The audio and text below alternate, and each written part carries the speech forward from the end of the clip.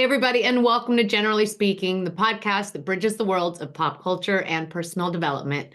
I'm your host, Jennifer Snook. I am so happy to be here with you today.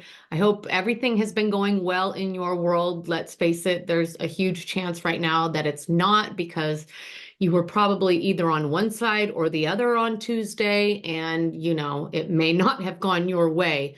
And that is exactly, you guys, why I chose to wear this hat today, because I think it's really important to remember that regardless of what side you're on and regardless of what you believe in, the most important thing is to stay rooted in love. Whether you are overjoyed by what happened or you are devastated, right? We have to think bigger than politics right now. We have to think bigger than the things that divide us. If we're going to get through this fractious time, and God knows it is, we need to stay rooted in love. It is our only hope to get out of this and come out on the other side better than we were before. So anyway, this is my political statement. Take this message with you as you walk out into the world in this next period of time, in these next days and months. And when you encounter people that didn't vote like you, or they're overjoyed or devastated or pissed off, just extend some grace. Do that. Just understand that we don't need to keep flaming the fire. We don't.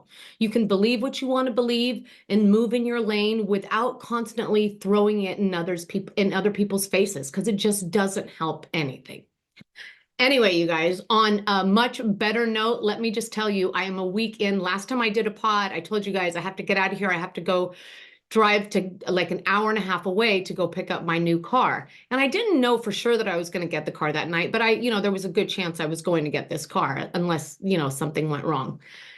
So get this, I drive down there. I see the car. It's exactly the car that I had test driven closer to home. And I'm telling you guys, I was in and out of Claremont Toyota in less than an hour and a half. And it would have been even less time than that. It could have been in under an hour, but I'm telling you, Claremont Toyota is such a it was such a fun environment that you were just like, there was no need to hurry out of there. I mean, they had the most amazing music playing. It was basically a dance party. It was basically a dance party. And I have to tell you, I've purchased a lot of cars. I've leased a lot of cars in my life. I'm about to be 53 years old.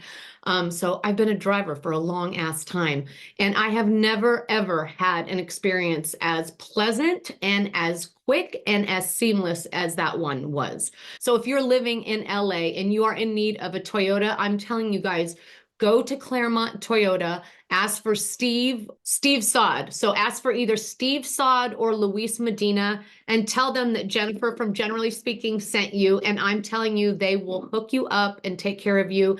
This was the kind of experience, you guys, that, buying a car for me has been just one of those things I've always hated to do. I just dreaded it. Even though I knew that I was going to be, driving out with a fancy new car, the day, just the whole experience was so exhausting and just ridiculous. Just all that back and forth. There was none of that. There was absolutely none of that.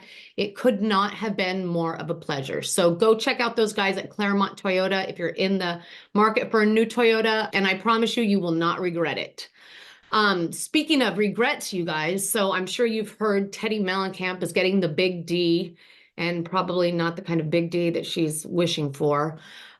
So yeah, her and Edwin, they've been together for quite a while, and they are 3 kids deep, and God knows that getting a divorce when you're 3 kids deep is no fun at all.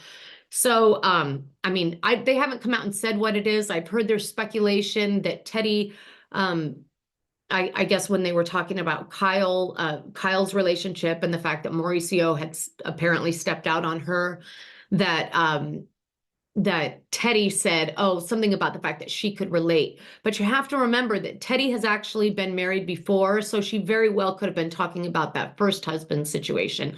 I don't really know what's happening with the her and Edwin thing. I don't know if it's a change in dynamic in their relationship, because Teddy has really kind of skyrocketed with the pod and everything that her and Tamara have been building, and she's just been doing so well. So maybe the momentum of her career just disconnected them.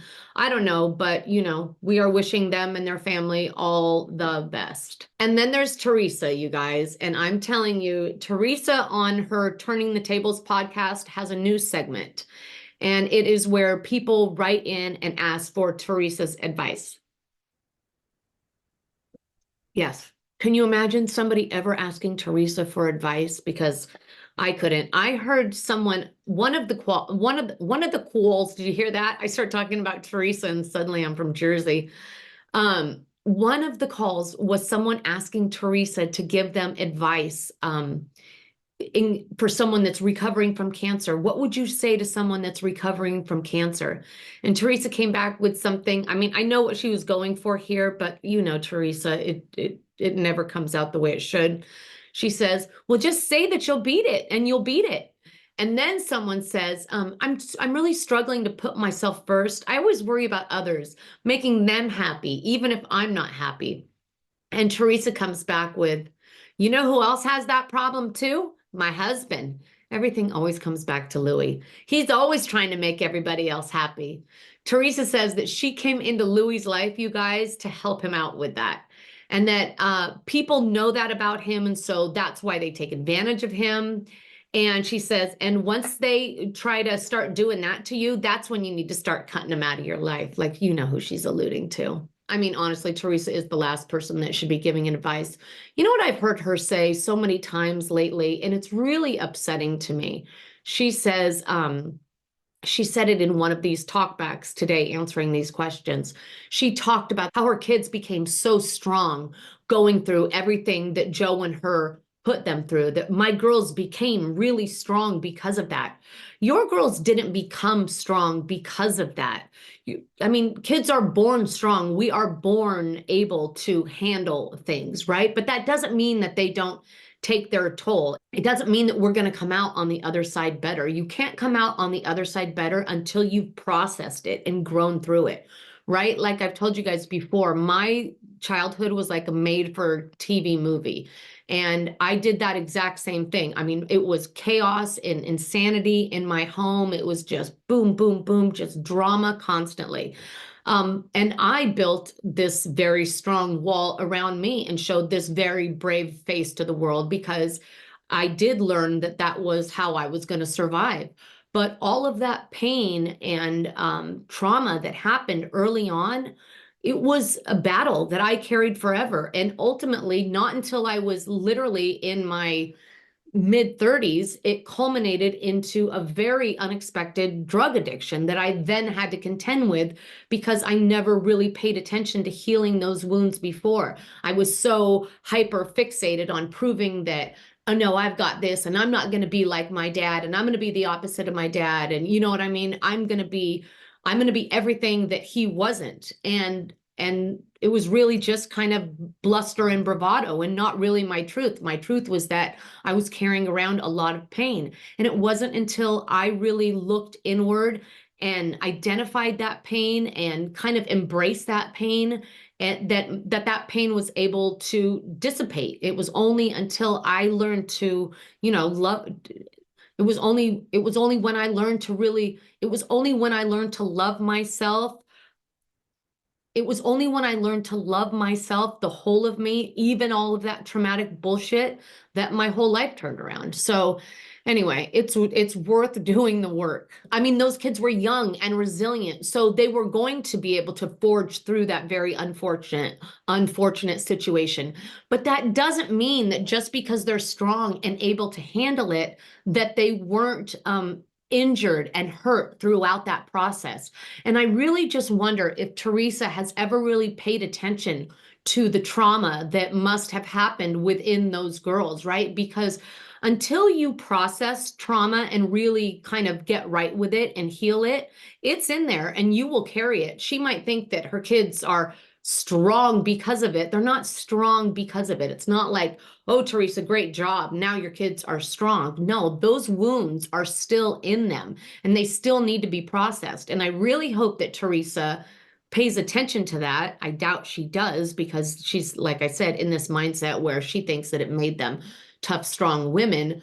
But yeah, the fact is that you'll put up that shield, you'll put up that armor, you'll show the world that you are strong, because what's your option, right? And also, those girls had to be strong for the sake of their mom. They knew that they were being so strong for her, but probably not tending to their own real, their own sadness and their own pain and their own hurt, which, you don't need to stay in forever, but you do need to pay attention to it long enough to heal it. Otherwise, you just carry it around and it poisons the rest of your life. So anyway, I really would like to know if the Giudice girls, it's Giudice, right? If the Giudice girls have gotten any therapy around everything that went on with their parents, and the fact that, their mom wasn't there for months, their dad was gone, and, have they processed that? Anyway, the bottom line is that you can't outrun your trauma. You just can't, because it will catch up with you and there will be a reckoning. Anyway, you guys, on a lighter note, Mr. Jeff Lewis is on his way back to Bravo, and I am so excited about it. And not just on his way back to Bravo, but in a very flipping out kind of capacity. I'm not sure what they're going to call the new show, but the thought of Jeff in the design realm again on my TV, I love that idea.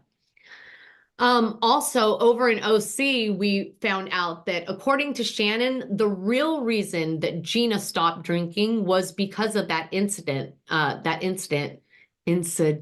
I go again, with Travis pushing him down the stairs. I guess she was in a drunken rage and pushed him down the stairs, and I could see how that would lead one to make very different decisions. That's horrible. Speaking of the OC, Alexis has taken to social media, you guys, to let the world know that the rumors about her and Johnny J being broken up are nothing but rumors. Alexis says, "Sorry guys, but John Jansen and I are still going strong, and the wedding date is set." Also, seems Monica Garcia from Salt Lake City has lost her case against Heather Gay's beauty lab. And now, poor Monica, honestly, this really snowballed into something it didn't need to be. Now, instead of Monica owing just the $2,000 that the original claim was for, now she owes, you guys, just under $36,000, 35 and change, because now she's been ordered to pay Beauty Lab's attorney fees, plus on top of that, the accrued interest on the initial amount. So bummer, Monica. And then, you guys, I was so happy to see this come across my feed. Apparently the charm has worn off, and JT Thomas has announced that he has officially quit Southern Charm. Ba-ba-doo! Just ahead of season 10 coming out, which is set to premiere December 5th. JT says on his Instagram, you guys, "It comes with a heavy heart that I share that I have resigned from Southern Charm. Yesterday, I informed Bravo that I will not be participating in the 2 to 3 remaining green screen interviews. I no longer wish to participate in any way moving forward with this TV show." What? Yeah.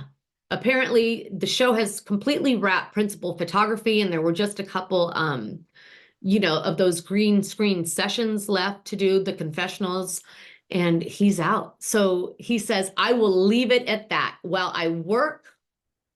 Oh, hold on, there's more.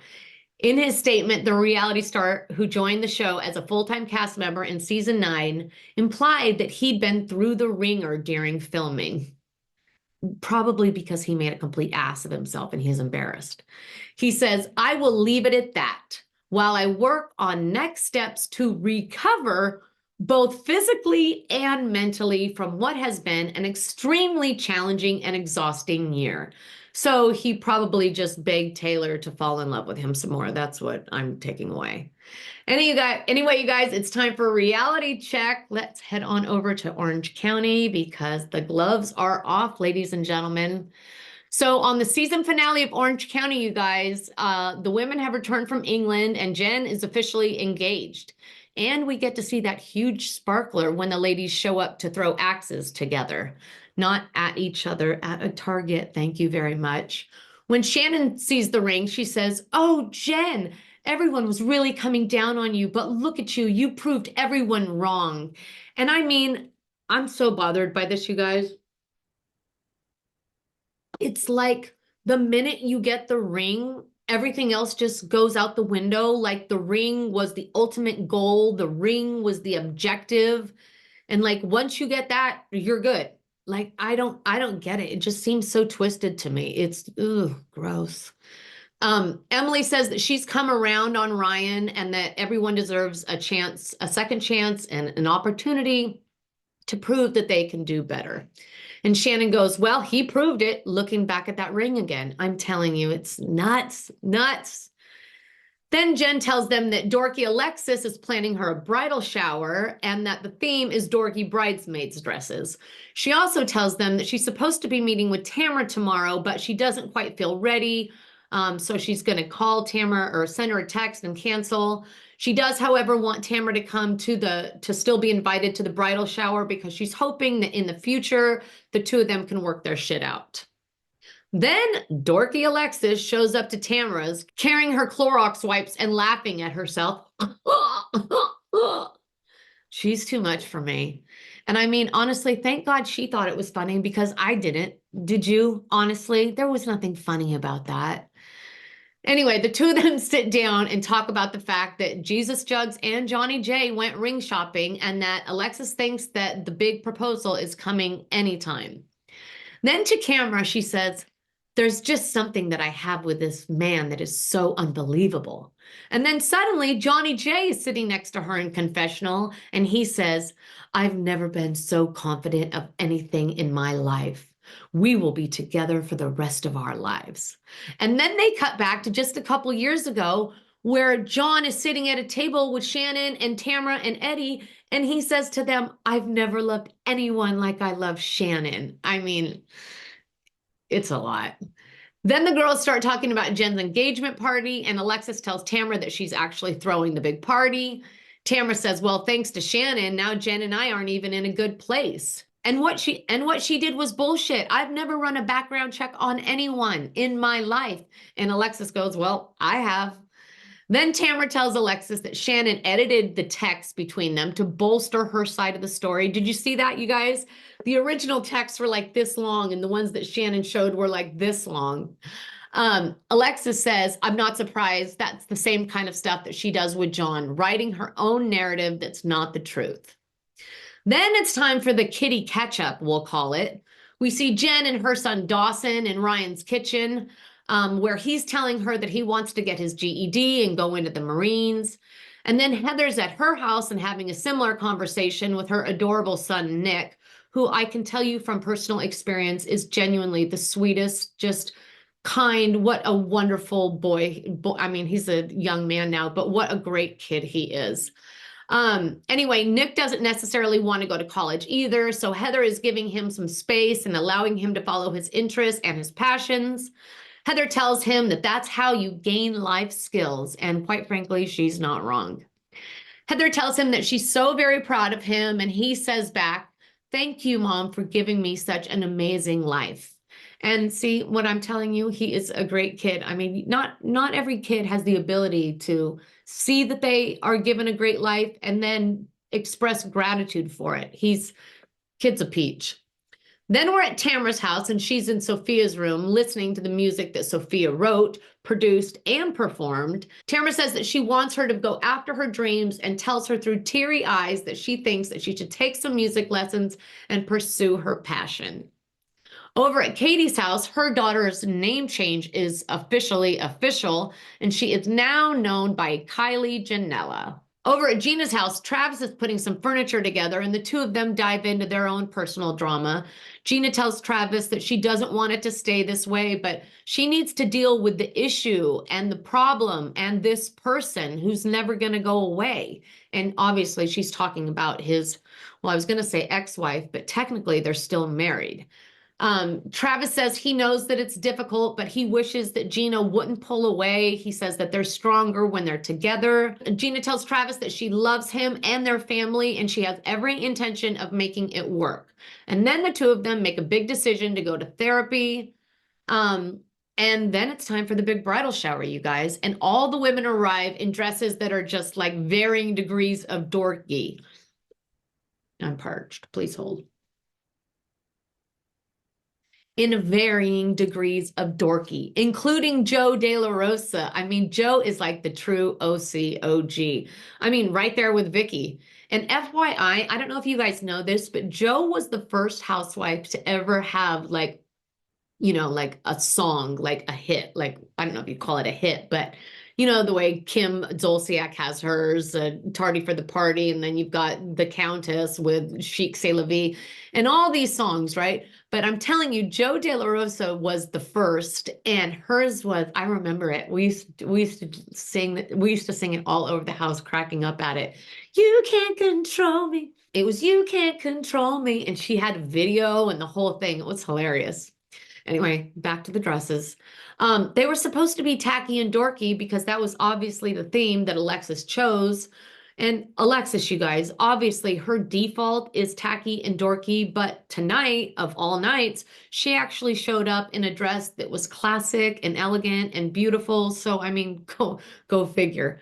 I thought Tamara looked great. Heather looked amazing. I mean, truthfully, I know I'm biased because my dear Flo does Heather's hair, but I think Heather has looked amazing this season. Shannon looked like she went shopping in her own closet. And then Jeannie, Jesus, Katie and Gina, that was a combination of those two names, could you tell? They get honorable matching mention with their bright, shocking blue dresses. And then we had Emily, who was wearing her white bridal gown, which, I mean, go figure, but whatever. Over at the bar, Heather is telling Emily that Katie and her husband walked right past her and didn't say anything. And in the other room, Katie's husband is complaining about the exact same thing. Matt says, that was some cold ass shit. And Katie says, snub me once, shame on you. Snub me twice, you're a bitch. And Emily says, well, at some point tonight, I'm going to have a conversation with her. And then she says to Heather, how many drinks do you think I'm going to have that conversation? And Heather goes, you're going to need to be not a level 1, not a level 2, a level 3. Hilarious. And these two already were at the level. Shannon and Victoria arrive next, and neither one of them turn towards Tamra. And then the bride and the groom make their big entrance. They greet their guests. And soon after, we find out that Ryan actually used to be Joe De La Rosa's boss at Countrywide Home Loans like 100 years ago. Inside, Tamra tells Gina that she's given up on drinking. And then they harken back to that night at Katie's when she called Ryan such a little bitch in 100 different ways. You're such a little bitch. You are such a bitch. Oh, such a bitch. You are such a bitch. I mean, she couldn't have, she said it 100 different ways. And Gina says, I get it. And I'll be honest with you. Your fight with Shannon is affecting your relationship with Jen. And now it's bleeding over and it's starting to bring up shit in my life that could really screw things up. And honestly, Tamra, I feel like we're just collateral damage. And then Tamra leans in and says, I understand. And I'm really sorry that I said that I brought that whole thing up. And Gina says, thank you for saying that. But then she turns to Cameron and says, Tamra's the kind of person that doesn't just want to burn down the bridge. She actually wants to burn down the whole town. Then Jen finds Shannon and Vicky sipping cocktails in a corner and asks them if they're trying to hide, which of course they say no, which of course they deny. And then all three of them go on to discuss the fact that they're all just so tired of Tamra and want nothing to do with her antics anymore. Jen asks the two of them if they want to come mingle. They say no, we're happy here. And then Shannon follows it up with a leave it to Alexis to throw a chic party with no food. Across the room, Heather plants a kiss, I should say a very leveled up Heather, plants a kiss on Terry, on Eddie, and on Shane, which prompts Terry to say, that's it, you've been cut off. And I just got to say, honestly, I love a tipsy Heather. I'll take a tipsy Heather anytime. Then Emily sees this triple kiss and she goes, oh, we're kissing everyone? I want to kiss everyone. And so she makes her round. Then we're with Ryan, who announces that he got his suit on Amazon and just had it tailored. And it's there that we meet Matthew, one of Ryan's closest friends, the one that he goes to Vegas with so often, the one that has the bookie business. Then Matthew, the bookie, refers to Ryan as his freaking money launderer. He introduces Ryan, you guys, as my money launderer. Because, I mean, I guess, I mean, I don't know. Honestly, I don't know how you wrap your head around that. I really don't. Then Emily reaches her level, the level she needed to be at to have her big confrontation with Katie. And she works herself up and now she's got the guts and she goes in and she says, listen, I need to talk to you. So about that night that your daughter came over to babysit my boys, she did a really great job. But then after she left, my kids turned to me and said, hey, Mom, is Heather mean? Because Kylie said she's mean. And Katie says, okay, well, can I tell you what she told me? And Emily says, well, you can tell me. And then they flash back to that pottery session with Tamara and Katie and their daughters, where Kylie is explaining every single word in detail to Tamara about her side of the story. And Emily says, whoa, whoa, whoa, my boys are 9 and they don't even have any idea who Heather is. Then Emily says to camera, my kids didn't say that. They're only repeating what they heard from Kylie. Then Katie all of a sudden is sitting in confessional next to Kylie. And Kylie goes, why would I make that up? Make that up? I felt like that was like a subliminal tell. Why would I make that up? She didn't say, I'm not lying. She didn't get defensive. I didn't like it. Why would I make that up? And Katie says, you wouldn't. But yes, actually you would. And I will tell you why. Because you're doing your mom's bidding, right? And you're protecting your mom. And you're protecting her from someone who you feel has been attacking her. And clearly your mom has had some bad history with. I mean, I get it. My 15-year-old self would have probably done the same thing in my own mother's defense back then. Katie says that she thinks that her and Katie have a different relationship. Wait a minute. Sorry. Katie thinks that her and Kylie have a bit of a different relationship because Kylie's older. She says she has these conversations with her, but she obviously wouldn't have them with like her 6-year-old who's named Bandon, which is a name I've never heard and I'm not going to judge it, but Bandon. Anyway, she wouldn't tell Bandon. She wouldn't share that information with Bandon. And then suddenly, you guys, they flash back to a dinner scene where she's sitting there with Matt and Bandon. Matt says, how was your day? And Bandon says, was Heather being a jerk again for like the millionth time? Okay, so, I mean, in the scene, she's like this, like, oh my God, I can't believe he's saying that. But like on the bigger, in the bigger picture, clearly she doesn't like edit herself or censor herself around either one of her kids. And so clearly they're going to feel defensive of their mom if they feel like someone's constantly coming for her, which I don't think that Heather was constantly coming for Katie. I don't. Katie calls it a mother-daughter moment. We were giggling, and Heather says, giggling about me and the fact that I'm mean? And Katie says, yes. Heather said, I'm done. I'm done with the lies and with your nonsense. And at this point, you guys, Heather is hot. She is measured and she is direct. And she says, you are boring and you lie. And Katie comes back with, you swore on your kids and you lied. And Heather says, that is bullshit. How dare you? And she is seething, you guys. She says, oh, you are so evil. Ooh, so badass. Emily says to Katie, so do you see how this really put me in a bad position and jeopardized my relationship with my good friend Heather?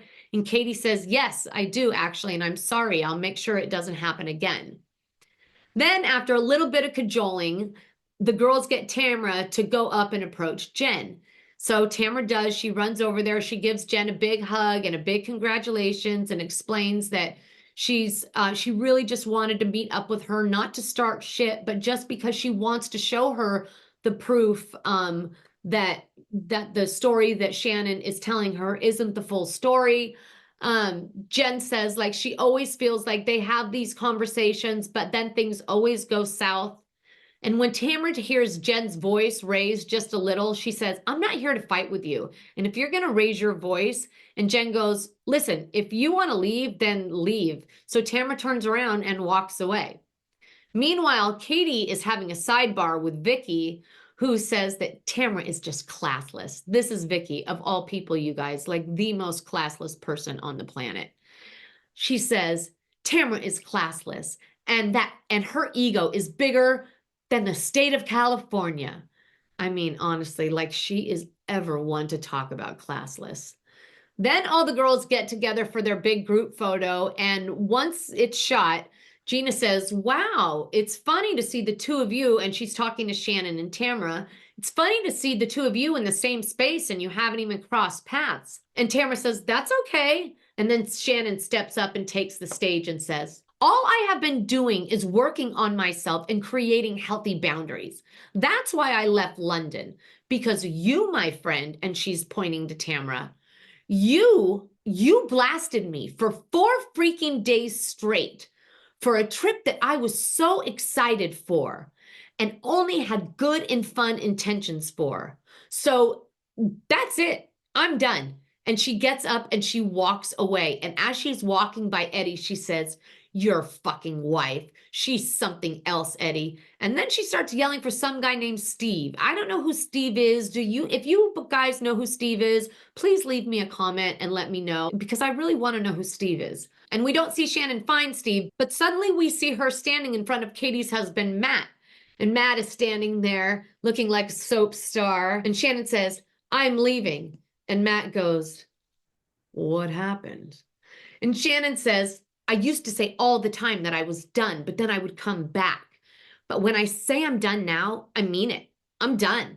And Matt says, well, then maybe it is time for you to walk away because I care about you and you've been nothing but kind to me. And Shannon says, oh, now see now that angers me that you say that, because you don't know me at all. Because I mean, I am probably the strongest person here in this group. And he says, then why are you here with me right now, telling me that you're having a meltdown? And she says, are you trying to argue with me right now? And Matt says, you're the one standing here with me. You're the one arguing with me. And Shannon turns around and says, okay, then have a good night. And as she walks away, Matt says, goodbye. And Shannon looks over her shoulder and says, are you kidding me right now? Are you kidding me? And I'm telling you, you guys, I rewound that scene so many times. It is officially, that's probably top 5 OC scenes for me. And it's courtesy of Shannon. Shannon is good TV. I mean, if you haven't seen this episode yet, you guys have to watch it. And don't watch it once, because I'm telling you, it only gets better the second time. Then Tamara and Eddie slip out the side door while Emily goes to find Shannon so that they can toast Jen. Emily and Gina wrap their arms around Shannon and she recoils and says, stop it. Stop it. I don't want to look needy. And on the way over to the toast, Shannon sees Katie and says, you know, I need to tell you something very inappropriate that your husband just said to me. Very inappropriate. I mean, really. And Katie goes, what? What did he say? Oh, it was inappropriate. Well, what? Then suddenly Ryan says, hey, I see Johnny J over there. Yeah, it's Johnny J. And then a very buzzed Emily goes, Shannon, I just want you to know that John Jansen just showed up. Then we see Jesus Jug saying goodbye to everyone and heading to the car where her Johnny is waiting. And a second later, Shannon says, she didn't take my man, she took my problem. And then Emily and Gina nearly break a hip trying to spy on John and Alexis. Meanwhile, to camera, Shannon says with a quivering voice, I am not going to have people like Tamara Judge, Alexis Bellino, and John Jansen get me to a point where I'm going to stoop to their level. I want to go to bed at night knowing that I am doing the best I can. After a big kiss and a hug, Alexis jumps in the car and says to John, and now the fun begins. And to camera, John says, Shannon, she absolutely creates a narrative. Out of one side of her mouth, she says that she's never loved anyone more, But at the same time, she was getting intoxicated and saying things about me that were untrue. It's so unfortunate that it's come to this, but I just don't want people to believe lies about me. Emily is still the most beautiful, who has now gotten herself a new nanny, one that doesn't lie. Tamara tells Eddie that she tried to talk to Jen, but she only wants to be nasty and mean. Then Heather tells Terry what Katie said and reiterated the fact that she's done with her and that there is no coming back. Katie, for her part, tells Matt that she can always rely on the fact that she's telling the truth, even when other people aren't. Then Shannon throws the bouquet that she's been schlepping around all night, and the bouquet is caught by none other than Gina, who is hopeful about her future with Travis, though I hear they're still living apart. Then, you guys, the focus turns to the couple of the hour. Ryan and Jen step up to speak and thank everyone for their love and for their support. Jen says that for the first time in her life, she has happiness that she has never had before, and that it is the greatest gift that she has ever been given. And then cut to 3 weeks later, and we find out that Ryan is being investigated by the FBI for money laundering through casinos in Vegas. And in the end, we know that Ryan made a deal with the feds, so he is innocent, technically. Meanwhile, his friend Matt, the one who called Ryan his money launderer, is going to federal prison for up to 18 years. And speaking of the number 18, that is a wrap on season 18. And now heading on over to Salt Lake, you guys. Salt Lake City starts out with Meredith and Lisa going for a spa day, and Heather ends up meeting them there. Basically because she's dying to vent about what went down between her and Bronwyn earlier in the day. You know, when they tried to meet up to make peace and that didn't go so well. Once Heather arrives, Meredith tells her that she's getting bat mitzvahed, and Heather says, hey, please make sure I get an invitation, because obviously she didn't get one from Bronwyn. Then Heather goes on to tell Meredith and Lisa her side of what went down between her and Bronwyn. She asked Lisa what her version of her friendship with Bronwyn was. And Lisa says, well, I was really irritated by Bronwyn's line of questioning about whether or not her and John are able to be cool with Whitney and Justin. Then Heather asks Meredith, how do you feel about going, Meredith? And at this point, it's very clear that she is trying to draw some kind of division and doesn't want them to go or be cool with Bronwyn. We're now taking sides or trying to get people to take sides.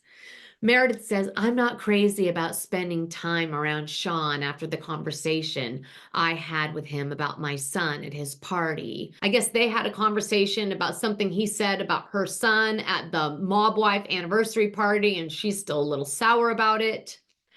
And then Meredith does a little foreshadowing and says, it sounds like this quick little jaunt to Palm Springs might be more like a living hell.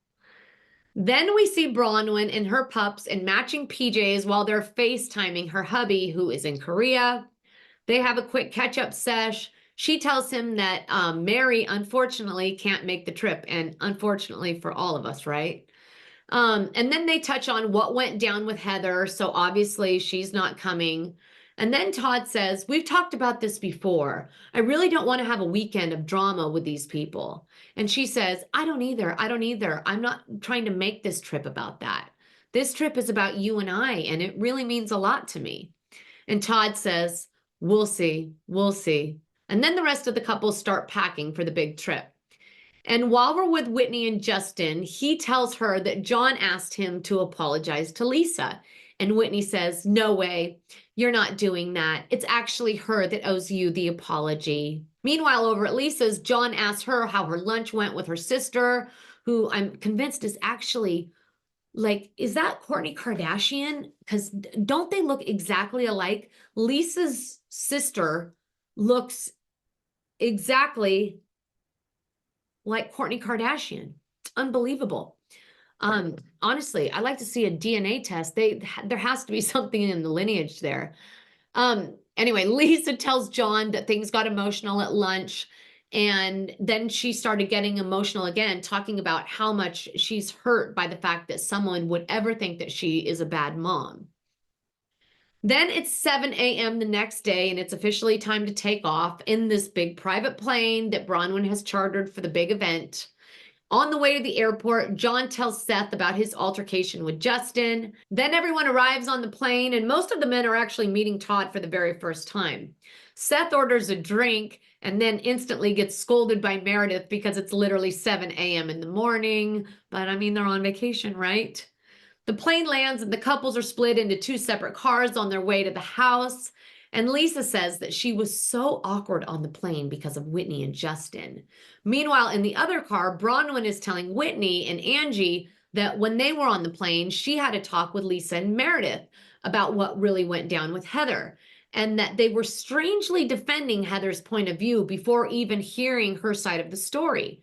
And she says that she is very hurt by their reaction.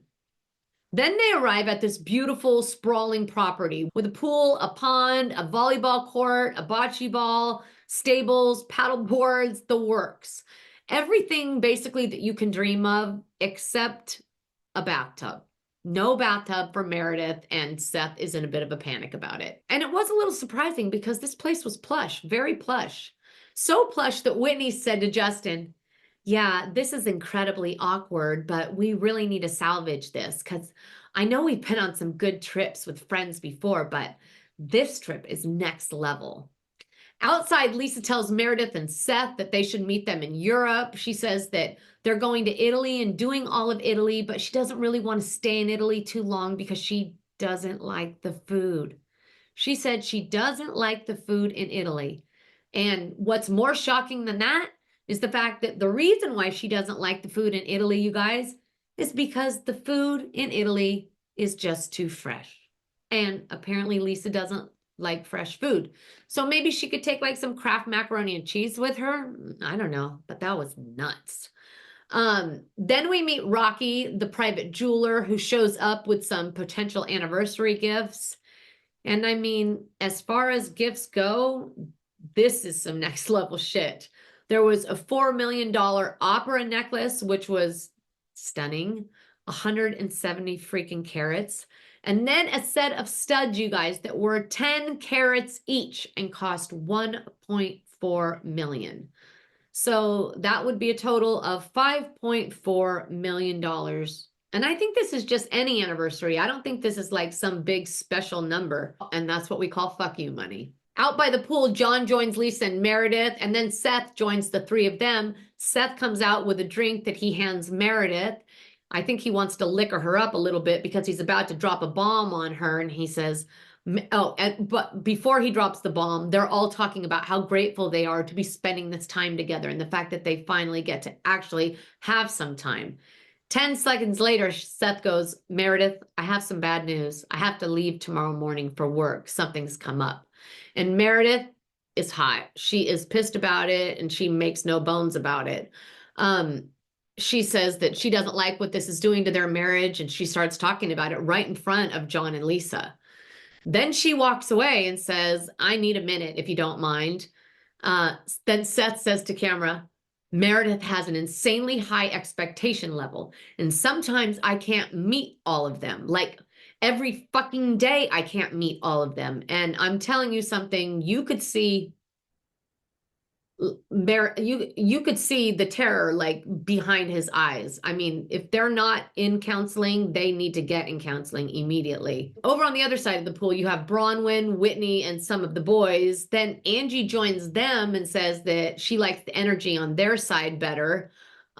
Whitney says that there's actually another reason why it's awkward between her and Lisa, which is because Lisa wants this apology from Justin. She says, "But Justin and I both agree that he did nothing wrong, and we think that it's actually Lisa that owes Justin an apology." Angie says she's going to try to break some of the ice with some Vita tequila shots, but can someone please tell me, when have shots ever made things better? Ever. They just don't. They are like a force multiplier for evil. They don't make anything better. Now all of the women are in the hot tub. Now all of the women are in the hot tub sipping their Vita tequila, And Meredith uses the opportunity to announce to the women that she actually got hearing aids. And she's very excited about her hearing aids because apparently Meredith's hearing aids double as AirPods. So, I mean, convenient, right? Bronwyn walks away to find her phone. And when she's gone, the other women start arguing about what really went down between her and Heather. Whitney and Angie are supporting Bronwyn's side of the story, and Meredith and Lisa are fully standing up for Heather. And Lisa says, I think it's best if Heather speaks for herself. And so they decide to FaceTime her. And so then they FaceTime Heather. And all the girls go, hi, Heather. Hi, Heather. They tell her that they wish she was here. And then suddenly Bronwyn walks back up. And she doesn't say a word until Lisa hangs up. And then Bronwyn has a lot to say. To camera, Bronwyn says, I'm furious that she's on the phone with Heather. And then she says to Lisa, you know, it feels kind of weird that I walked away and you guys called Heather. And Lisa says, I feel like we were just telling her we miss her. Because I think we do all miss her and wish that things went better with you guys. And Meredith says, I think we all just wish that she was here. And Bronwyn says, yeah, so do I. I invited her over with the intent to invite her. And Lisa, I don't just listen when someone talks poorly about you. When someone says Lisa this or Lisa that, I don't just sit there and listen. I speak up and say, listen, that's not the Lisa that I know. She then says to Lisa, you don't have to be the same friend to me that I am to you. We all show up in our own different ways. But it's starting to feel a little bit odd to me that you're so tight with Heather and with Brittany, but not one time after Brittany has yelled at me, have you called me the next day and asked, are you cool? Are you fine? Are you okay? And not one time after I've gotten into it with Heather, have you called me and asked, are you cool? Are you good? Are you okay? Meanwhile, the guys are all in another part of the pool listening to the fact that the volume is increasing. And you can see that Todd, Bronwyn's husband, is clearly starting to get annoyed. Lisa tells Bronwyn that she doesn't want to be in the middle, and Bronwyn comes back at her and says, you're so full of double standards. When it's me and somebody else, it's my responsibility to work it out. But when it's you and someone else, I'm supposed to ride your dick like it's my job. And as she says this, she's walking away, and what an exit it was. Bronwyn bolts, and then everybody else gets out of the pool and heads into the house. Whitney follows Bronwyn in to check on her and make sure she's okay. Bronwyn says she's just taking a little break from the hypocrisy.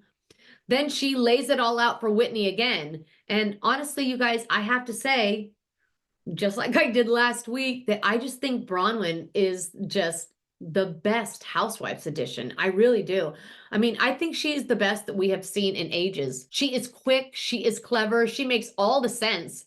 And that sense is causing a stir amongst the women. I mean, she is clearly rattling this group dynamic, you guys, which I think is exactly what they need. I mean, Heather has been sitting in that top dog position since receipts, timelines, all that bullshit. She has really like been the top dog. And now Bronwyn is coming in and is not intimidated by her in any way, shape, or form. And I think that is rattling their worlds. And I'm not surprised that Heather is annoyed by Bronwyn's presence because it's kind of threatening her place within the group. Bronwyn says to Whitney, you know, I didn't need Lisa and Meredith here. I didn't need their pity attendance. What they should have said to Heather was, it was wrong of you to storm out of Bronwyn's house. You know, if they were truly neutral, they wouldn't be saying to me, so here's why it went weird with Lisa. Why didn't you actually say to Heather, you know, I know Bronwyn, and if something went left, you must have said something wrong. There must have been some kind of misunderstanding because I know Bronwyn, and she wouldn't have just done that for no reason.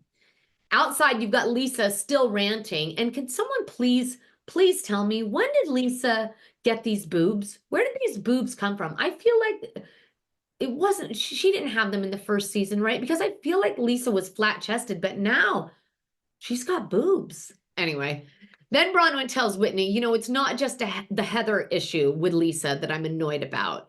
Heather is also involved in something with my family, something big, you know, the way she's been playing the bridge between Bronwyn's daughter, Gwen, and the paternal side of Gwen's family. Lisa has been the bridge to that. And Bronwyn says that Lisa hasn't checked in on her at all, hasn't asked how she's doing. And right at that moment, Big Papa Todd comes in and says, so what's going on? And then Whitney very quickly excuses herself. And then Todd goes on to say, Bronwyn, I told you I wasn't going to deal with this with these people. I think I told you specifically her that I wasn't going to do this, that either I would leave or they could leave. And she says, I know. And I got to tell you, now I'm really understanding more of the reason why she met up with Heather to have that meeting to see if they could get on the same page, because she wasn't going to invite Heather if things were going to be contentious between the two of them. If she had already had this conversation with her husband about how he wanted to have a calm weekend and he didn't want any fighting, why in God's name would she bring Heather if she thought that there was a high likelihood that they could end up fighting? I get it. And the fact that Heather stormed out of her house is just kind of proof that things were going to get heated and they couldn't be cool with each other. So I totally get that. And then Todd says, why don't you just tell John and Lisa that they can leave? We'll give them some money. We'll get them a car. They can leave. And Bronwyn says, well, maybe I should tell them because I'm a little nicer than you. And then he says, listen, I'm not sitting through this all weekend. I'm not. This is bullshit.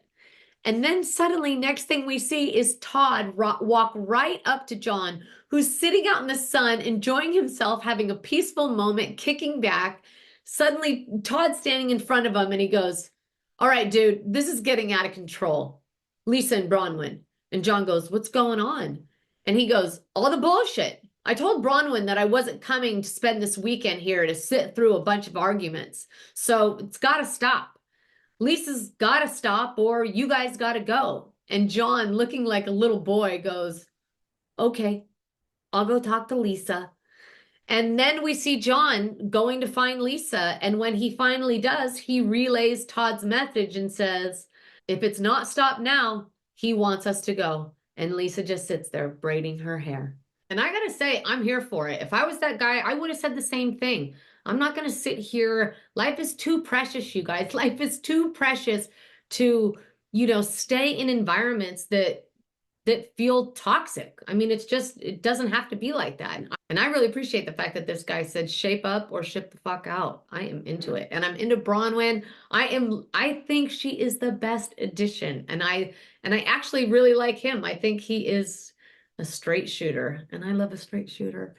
Anyway, and also you don't get as successful as he is without being a straight shooter. You just don't. Okay, you guys, that about wraps up this week's reality check. I'm going to be back in a couple days with Potomac and New York, but right now I want to dive a little bit into the personal development portion of the pod, and I want to talk about an article that I saw. I just randomly came across an article, and it was about the musical artist Jelly Roll, and not him specifically, but he was kind of the main player in the article, but it was him and some other people.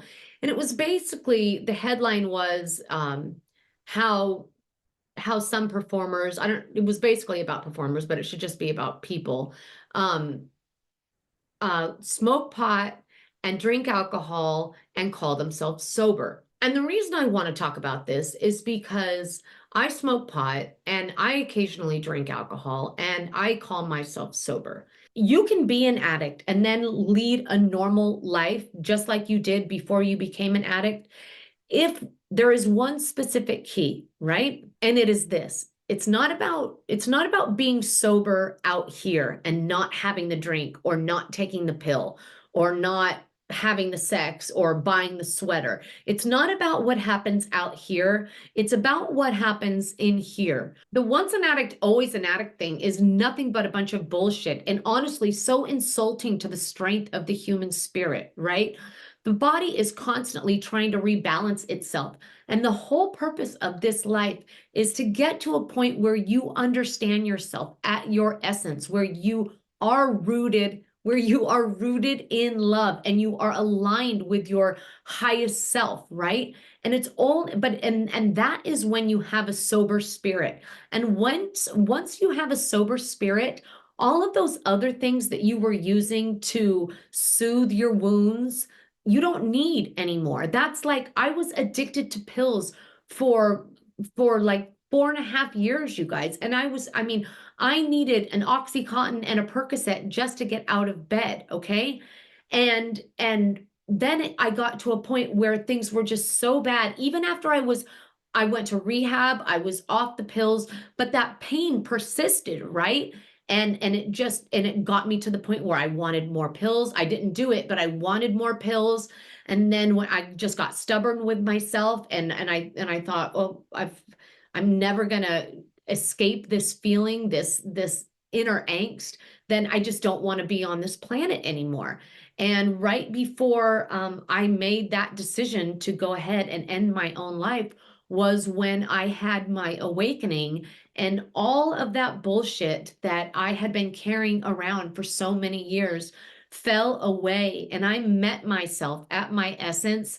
And it was only then that I understood true inner peace and how no one could take that away from me. It was like someone lifted me up over the fence, and I could see the world the way it was meant to be. I could see the interconnectedness of all things. I understood my worth and my place on this planet.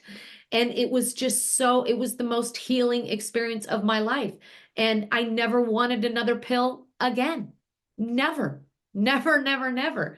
So it was just amazing. And every day I woke up just so filled with gratitude and just unbelievably grateful for the fact that I was getting to experience life this way, right? Because like the first 40 years of my life truly felt like hell.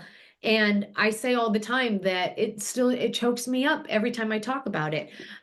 But I would have gone through all of that trauma and drama and just absolute torture. No, I mean, not torture, but just basically hell. I would have gone through all of that, every single step of it, to experience life from the vantage point and the perspective that I live in now, and the space that I live in now, and this incredible gratitude that I wake up with on a daily. I feel, even on the shittiest days, I feel like the luckiest person alive, just because I get to be here and be witness to this beautiful experience of life. So anyway, the point is once I changed my relationship with myself, all of the need for anything external to soothe me fell away, because I was just so full and healed from the inside. So anyway, that was my point. So if you're one of those people who are wondering how someone could call themselves sober, I'm telling you, when you go through a situation like this, your spirit becomes sober. And when you have a sober spirit, the other stuff just doesn't matter. It just doesn't matter at all. I'll occasionally have a glass of wine. I can have a glass of wine. I could even take a prescription of pills, you guys, if I had to.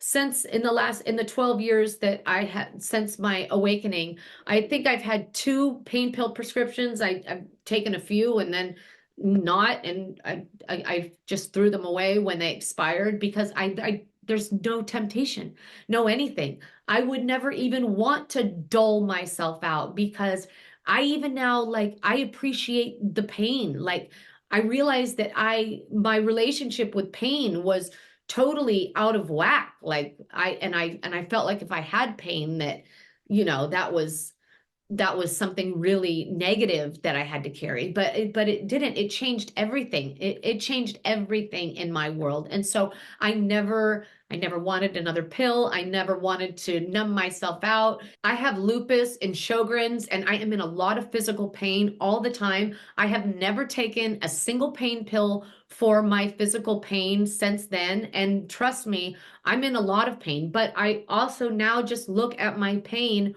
When I'm in it, I just think, oh, that's my body working. It's really just about a perspective shift. And when it does get bad, I just smoke weed. So I don't take any.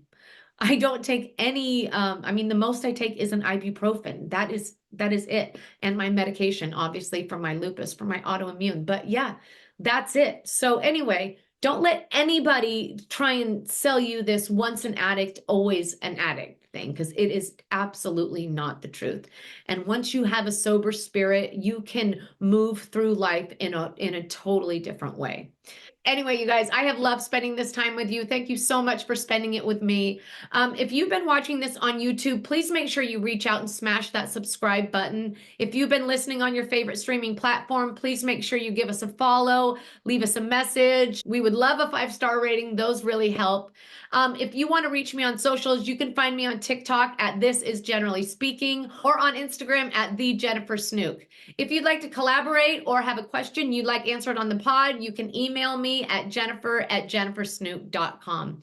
And if you would like any of this adorable Generally Speaking merch, if you would like your own hat that says "Stay Rooted in Love," I will leave it in the link below. Thanks so much, everybody. I hope you have the most amazing week. And until we are together again, everybody, stay rooted in love. See you later.